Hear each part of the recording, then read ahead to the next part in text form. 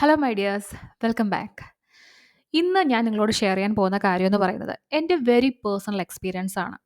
ഞാൻ ഈ പറയാൻ പോകുന്ന ഈ ബ്ലോക്കേജ് അഥവാ ഞാൻ മാനിഫെസ്റ്റേഷൻ ചെയ്തുകൊണ്ടിരുന്ന സമയത്ത് ഞാൻ ചെയ്തുകൊണ്ടിരുന്ന ഒരു തെറ്റ്. അത് നിങ്ങൾക്ക് ചിലപ്പോൾ കണക്റ്റഡ് ആവാം, ചിലപ്പോൾ ആവാതിരിക്കാം.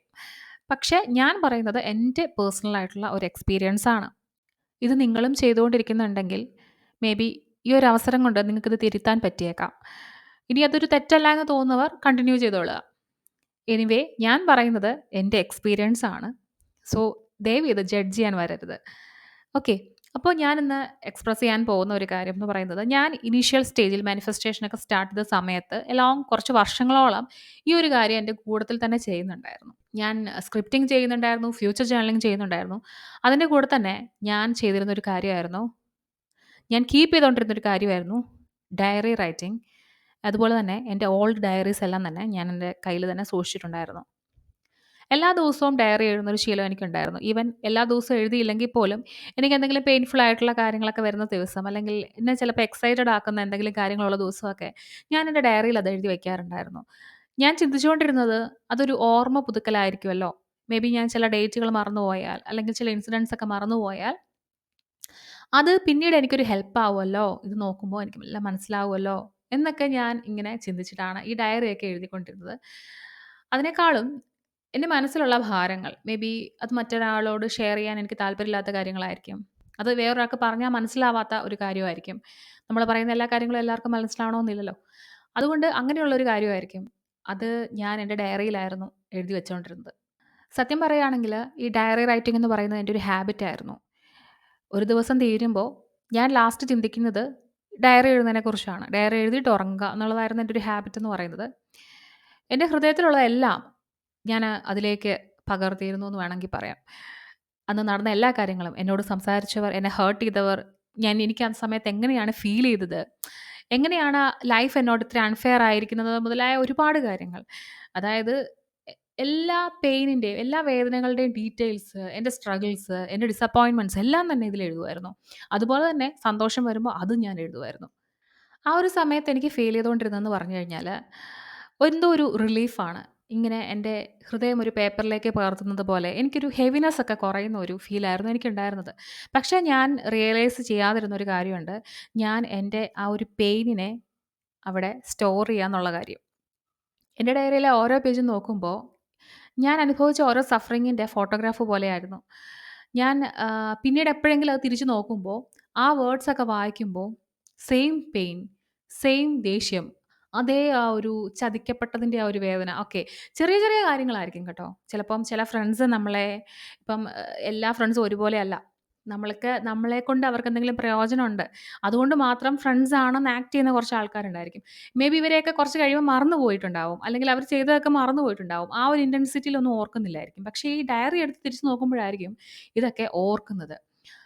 സോ ആ വേർഡ്സ് എന്ന് പറയുന്നത് ജസ്റ്റ് ഒരു പേപ്പറിലുള്ള മഷിയല്ല. അതൊരു എനർജിയാണ്. ആ എനർജി ഒരിക്കലും ഇല്ലാതാകുന്നുമില്ല. അതങ്ങനെ തന്നെ അവിടെ തുടരും. അത് എനിക്ക് തിരിച്ചറിയാൻ കുറച്ച് വർഷങ്ങളെടുത്തു. എനിക്ക് ഈ ഡയറി എടുക്കുമ്പോൾ പോസിറ്റീവ് എനർജി കിട്ടാൻ തുടങ്ങിയ സമയം തൊട്ടാണ് എനിക്ക് മനസ്സിലായത് അവിടെ എൻ്റെ ലൈഫിലൊരു നെഗറ്റീവ് എനർജി ഞാൻ തന്നെ കീപ്പ് ചെയ്യുന്നുണ്ട്. എൻ്റെ ലൈഫ് ഒരുപാട് മാറിയ സമയത്തും, എൻ്റെ കാഴ്ചപ്പാടുകളും, എൻ്റെ ചുറ്റുപാടുമുള്ള വ്യക്തികളും ഒക്കെ മാറിയ സമയത്തും ഈ ഒരു ഡയറികളൊക്കെ ഞാനിങ്ങനെ കീപ്പ് ചെയ്തിട്ടുണ്ടായിരുന്നു. ആൻഡ് ഡയറി റൈറ്റിംഗ് ഞാൻ അങ്ങനെ തന്നെ തുടരുന്നുണ്ടായിരുന്നു. ഇത് എല്ലാ ദിവസവും ഇല്ലെങ്കിൽ പോലും കുറേ ദിവസങ്ങളിലൊക്കെ ഞാനിങ്ങനെ എഴുതി വെക്കുന്നുണ്ടായിരുന്നു. പിന്നീട് ഞാൻ മാനിഫെസ്റ്റേഷനെക്കുറിച്ച് കൂടുതൽ പഠിക്കുന്ന സമയത്ത് ഞാൻ ഇമ്പോർട്ടൻ്റ് ആയിട്ടുള്ള കുറച്ച് കാര്യങ്ങൾ റിയലൈസ് ചെയ്തു. അതായത് നമ്മളുടെ ഫോക്കസ് എന്ന് പറയുന്നത് കൂടുതൽ വേദനയിലേക്കാണെങ്കിൽ, നമ്മുടെ ലൈഫിൽ നടന്ന വേദനകളിലേക്കാണ് നമ്മൾ കൂടുതൽ ഫോക്കസ് ചെയ്യുന്നതെങ്കിൽ നമ്മുടെ ലൈഫിൽ കൂടുതൽ വേദനയായിരിക്കും വരാൻ പോകുന്നത്.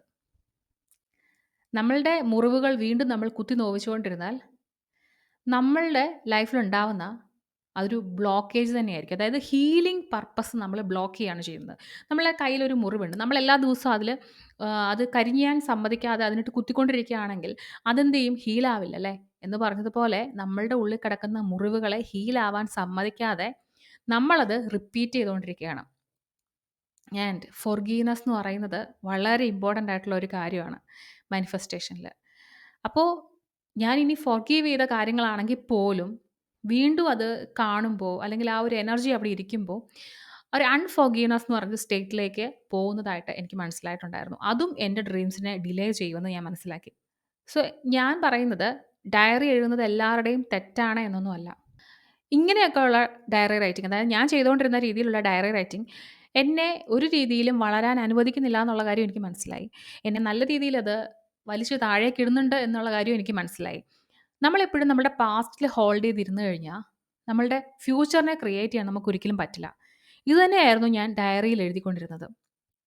എൻ്റെ മോശം എക്സ്പീരിയൻസുകളും ആളുകൾ പറഞ്ഞതും ചെയ്തതുമായിട്ടുള്ള കാര്യങ്ങളും ഒക്കെ ഞാനതിൽ എഴുതിയിട്ടിട്ടുണ്ടായിരുന്നു. ഇത് മനസ്സിലാക്കിയ സമയം തൊട്ട് ഞാനൊരു ഡിസിഷൻ എടുത്തു.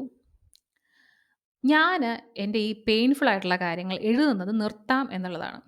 അതായത് എൻ്റെ ഡയറിയിൽ ഇനി ഈ സഫറിങ്സ് ഒക്കെ റെക്കോർഡ് ചെയ്യുന്നത് നിർത്തിയേക്കാം എന്ന് വിചാരിച്ചു. ഇൻസ്റ്റഡ് ഞാൻ ചെയ്ത കാര്യം എന്ന് പറയുന്നത് അഫർമേഷൻസ് എൻ്റെ ഡയറിയിൽ എഴുതാൻ തുടങ്ങി ലാസ്റ്റ് ഉറങ്ങുന്ന സമയത്ത്. അല്ലെങ്കിൽ എൻ്റെ എന്തെങ്കിലും സ്ക്രിപ്റ്റിംഗ് എഴുതാൻ തുടങ്ങി. അല്ലെങ്കിൽ ഗ്രാറ്റിറ്റ്യൂഡ് ജേർണലിംഗ് ഇതിൽ ചെയ്യാം എന്നൊക്കെ വിചാരിച്ച് അല്ലെങ്കിൽ ഓരോ ദിവസത്തെ ഗ്രാറ്റിറ്റ്യൂഡ് അങ്ങനത്തെ കാര്യങ്ങളൊക്കെയാണ് ഞാൻ എഴുതാൻ തുടങ്ങിയത് ഇനീഷ്യലി. എന്തെങ്കിലും എഴുതുന്ന രീതിയിൽ. ആൻഡ് സ്ലോലി എൻ്റെ ലൈഫിൽ ചേഞ്ചസ് ഒക്കെ വരാൻ തുടങ്ങി. എനിക്ക് ഭയങ്കര ലൈറ്റ് ആയിട്ട് ഫീൽ ചെയ്യാൻ തുടങ്ങി. എനിക്ക് മെൻ്റലി ഭയങ്കര ഫ്രീ ആയിട്ട് ഇരിക്കാൻ പറ്റി. അതായത് എൻ്റെ ഹൃദയം പിന്നീട്, അല്ലെങ്കിൽ എൻ്റെ എന്താ പറയുക, മനസ്സ് പിന്നീട് ഈ ഒരു വലിയ ഭാരങ്ങൾ, ഇന്നലെ നടന്ന കാര്യം, മിനിങ്ങാന്ന് നടന്ന കാര്യം, 10 വർഷം മുമ്പ് നടന്ന കാര്യം, അങ്ങനെയൊക്കെയുള്ള ഭാരങ്ങൾ വലിച്ചുകൊണ്ട് നടക്കുന്നത് നിർത്തിയെന്ന് വേണമെങ്കിൽ പറയാം. മനുഷ്യന് ഒരു വലിയ കഴിവുണ്ട്, മറക്കാനുള്ള കഴിവ്, പൊറുക്കാനുള്ള കഴിവ്. പക്ഷേ നമ്മൾ ചിലപ്പോൾ ഇങ്ങനെയുള്ള കാര്യങ്ങളൊക്കെ എഴുതി വെച്ച് അത് കൂടെ കൊണ്ടുപോകുന്നുണ്ടായിരിക്കും. ഞാൻ എല്ലാവരെയും കുറിച്ചല്ല പറയുന്നത്. എൻ്റെ കൈൻഡ് ഓഫ് ഡയറി റൈറ്റിംഗ് ഉണ്ടായിരുന്ന ആൾക്കാർ, എല്ലാ കാര്യങ്ങളും ഡയറിയിലേക്ക് പകർത്തുന്ന ആൾക്കാരെക്കുറിച്ച് മാത്രമാണ് ഞാൻ പറയുന്നത്. ഈവൻ അതിൽ പോസിറ്റീവ് ആയിട്ടുള്ള കാര്യങ്ങളും പോസിറ്റീവ് ആയിട്ടുള്ള ദിവസങ്ങളുടെ ഡീറ്റെയിൽസും ഉണ്ടെങ്കിൽ പോലും നെഗറ്റീവ് ആയിട്ടുള്ള കാര്യങ്ങളായിരിക്കും നമ്മൾ കൂടുതൽ അട്രാക്റ്റഡ് ആകുന്നത്. മനുഷ്യരങ്ങനെയാണ്. അപ്പം നമ്മളെ ഈ മറക്കാനുള്ള അല്ലെങ്കിൽ ഈ ക്ഷമിക്കാനുള്ള കാര്യങ്ങൾക്ക് ഒരു ഡിലേ വരുത്തുകയാണ് എന്നെ സംബന്ധിച്ചിടത്തോളം ഈ ഡയറി റൈറ്റിംഗ് ചെയ്തത്. ഞാനത് സ്റ്റോപ്പ് ചെയ്തതിന് ശേഷം എനിക്ക് ഈ ഓൾഡ് മെമ്മറീസിൽ ഇങ്ങനെ എൻ്റെ മനസ്സിൽ റീപ്ലേ ചെയ്യുന്ന ഒരു രീതി ഉണ്ടായിരുന്നു. അതൊക്കെ ഒത്തിരി കുറഞ്ഞിട്ടുണ്ടായിരുന്നു. അതുപോലെ ഒരു എനർജറ്റിക്കൽ ചേഞ്ച് എനിക്ക് ഫീൽ ചെയ്യുന്നുണ്ടായിരുന്നു. ഒരു പ്രതീക്ഷ, ഒരു സ്നേഹത്തിൻ്റെ, ഒരു പോസിറ്റിവിറ്റിയുടെയൊക്കെ ഒരു എനർജി എന്നിലേക്ക് ഫീൽ ചെയ്യുന്നതായിട്ട് എനിക്ക് മനസ്സിലാവുന്നുണ്ടായിരുന്നു. സോ ഫ്രണ്ട്സ്, ഞാൻ നിങ്ങളോട് പറയാൻ ഉദ്ദേശിക്കുന്നത്, മാനിഫെസ്റ്റേഷൻ എന്ന് പറയുന്ന കാര്യങ്ങൾ നിങ്ങൾക്ക് വർക്കാവുന്നത് നിങ്ങളുടെ പാസ്റ്റിനെ നിങ്ങൾ കംപ്ലീറ്റ്ലി റിലീസ് ചെയ്യുകയും നിങ്ങളുടെ ഫ്യൂച്ചറിലേക്ക്, അതായത് നിങ്ങളുടെ ഭാവി എങ്ങനെയാണോ നിങ്ങൾക്ക് വേണ്ടത് ആ ഒരു വൈബ്രേഷനിലേക്ക് നിങ്ങൾ മാറുമ്പോഴുമാണ്. ഇപ്പോൾ നിങ്ങൾ എന്നെപ്പോലെ, ഞാൻ ചെയ്തുകൊണ്ടിരുന്നത് പോലെ നിങ്ങളുടെ ഒരു ഡയറിയിൽ നിങ്ങളുടെ പെയിൻ ആയിട്ടുള്ള കാര്യങ്ങളെല്ലാം എഴുതി വയ്ക്കുകയാണെങ്കിൽ, എനിക്ക് നിങ്ങളോട് പറയാനുള്ളത് ഒന്നാണ്, ഇത് നിങ്ങൾ ലെറ്റ് ഗോ ചെയ്യേണ്ട ഒരു സമയമാണ്. നിങ്ങളുടെ മുറിവുകളുടെ ഒരു റെക്കോർഡ് നിങ്ങൾ തന്നെ ഉണ്ടാക്കി വെക്കരുത്. നിങ്ങളുടെ ഹീലിങ്ങിനെക്കുറിച്ച് നിങ്ങൾ എഴുതുക. നിങ്ങളുടെ ബ്ലെസ്സിങ്ങിനെക്കുറിച്ച് നിങ്ങൾ എഴുതുക. നിങ്ങളുടെ ഡ്രീംസിനെക്കുറിച്ച് നിങ്ങൾ എഴുതുക. നമ്മുടെ വാക്കുകൾക്ക് ഭയങ്കര പവറുണ്ട്. അത് ഒരുതരം വിത്തുകളാണ്, ഒരു സീഡ്സ് ആണ്. നമുക്ക് വേണമെങ്കിൽ നമ്മളുടെ മനസ്സാവുന്ന ഗാർഡനിൽ ഏത് തരം സീഡ്സ് വേണമെങ്കിലും പാവാം. ഫ്ലവറിങ് പ്ലാന്റ്സിൻ്റെ സീഡ്സോ അല്ലെങ്കിൽ മുള്ളുകളുള്ള ചെടികളുടെ സീഡ്സോ അല്ലേ, ഒക്കെ നമുക്ക് പാകാൻ പറ്റും. ഞാൻ ഇന്ന് നിങ്ങളോട് ചോദിക്കുന്നത്, നിങ്ങൾ സ്വയം ഒന്ന് ചോദിച്ചു നോക്കുക. നിങ്ങൾ എന്താണ് എഴുതിക്കൊണ്ടിരിക്കുന്നത്? നിങ്ങളുടെ പാസ്റ്റിനെ കുറിച്ചുള്ള കാര്യങ്ങളാണോ, അതോ നിങ്ങൾ നിങ്ങളുടെ ഫ്യൂച്ചറിനെ കുറിച്ചുള്ള കാര്യങ്ങളാണോ എഴുതുന്നത്? എന്തെഴുതിയാലും അത് നിങ്ങൾ അട്രാക്റ്റ് ചെയ്യും. നിങ്ങൾ എന്താണോ ചിന്തിക്കുന്നത് അതാണ് നിങ്ങൾ അട്രാക്റ്റ് ചെയ്യുന്നത്. എപ്പോഴും ഓർക്കുക, നിങ്ങളുടെ ലൈഫ് ക്രിയേറ്റ് ചെയ്യാനുള്ള കപ്പാസിറ്റി ഉള്ളൊരു വ്യക്തിയാണ് നിങ്ങൾ. നിങ്ങളുടെ ലൈഫ് എങ്ങനെ പോകണമെന്ന് എഴുതാൻ നിങ്ങൾക്ക് പറ്റും. ആ ഒരു പേന നിങ്ങളുടെ കയ്യിലാണ് ഇരിക്കുന്നത്. സോ നിങ്ങളുടെ ലൈഫ് എങ്ങനെ വേണം, എങ്ങനെ മാറണം എന്ന ആഗ്രഹമുള്ള ഒരു സ്റ്റോറി നിങ്ങൾ എഴുതുക. അതായിരിക്കും നമുക്ക് ഏറ്റവും നല്ല ഒരു ഡിസിഷൻ എന്ന് പറയുന്നത്. ഞാൻ പറഞ്ഞല്ലോ, ഇതെൻ്റെ പേഴ്സണൽ എക്സ്പീരിയൻസ് ആണ്. നിങ്ങൾക്കിത് തള്ളാം, കൊള്ളാം. എനിവേ, ഞാൻ ഡയറി എഴുതുന്ന സമയത്ത് വിചാരിച്ചുകൊണ്ടിരുന്നത്, ടു ബി ഓണസ്റ്റ്, അതായത് ചില പാഠങ്ങളൊന്നും ജീവിതത്തിൽ നമ്മൾ മറക്കരുത് എന്നുള്ളതാണ്. അതിന് വേണ്ടിയിട്ടാണ് ഞാൻ പല കാര്യങ്ങളും പല ആളുകളിൽ നിന്നുള്ള ബിഹേവിയറും ഒക്കെ ഞാൻ എഴുതി വെച്ചുകൊണ്ടിരുന്നത്. പക്ഷേ എനിക്കതിൽ നിന്ന് പിന്നീട് റിയലൈസ് ആയ ഒരു കാര്യമുണ്ട്. നമ്മൾ സിറ്റുവേഷൻസ് മറക്കണം, പക്ഷേ ലെസൺസ് മറക്കാൻ പാടില്ല, അല്ലേ? നമ്മളെ ഒരാൾ വേദനിപ്പിച്ചിട്ടുണ്ടെങ്കിൽ നമ്മൾ അവർക്ക് അതിനുള്ള അനുവാദം കൊടുത്തിട്ടാണ്. ഓക്കെ, അപ്പോൾ വീണ്ടും അത്തരം അനുവാദം കൊടുക്കാതിരിക്കുക എന്നുള്ളതാണ് അവിടുത്തെ ലെസൺ. പക്ഷേ അവർ നമ്മളെ വേദനിപ്പിച്ച കാര്യം നമ്മൾ വിട്ടുകളയുക. അതാണ് നമ്മളുടെ മാനിഫെസ്റ്റേഷൻ ജേർണിയിലേക്ക് നമുക്ക് എടുക്കാൻ പറ്റുന്ന ഏറ്റവും നല്ല തീരുമാനം. അതുകൊണ്ട് തന്നെ നിങ്ങൾ ഇത്തരം കാര്യങ്ങളിൽ റെക്കോർഡ് ചെയ്യുന്ന വ്യക്തിയാണ്, നിങ്ങൾ ഇത്തരം കാര്യങ്ങളൊക്കെ എഴുതി എവിടെയെങ്കിലുമൊക്കെ വെക്കുന്ന വ്യക്തിയാണെങ്കിൽ പ്ലീസ് ലെറ്റ് ഇറ്റ് ഗോ. നിങ്ങളുടെ ലൈഫ് ഏറ്റവും ബെറ്റർ ആയിട്ട് മാറാൻ ഞാനും പ്രാർത്ഥിക്കാം.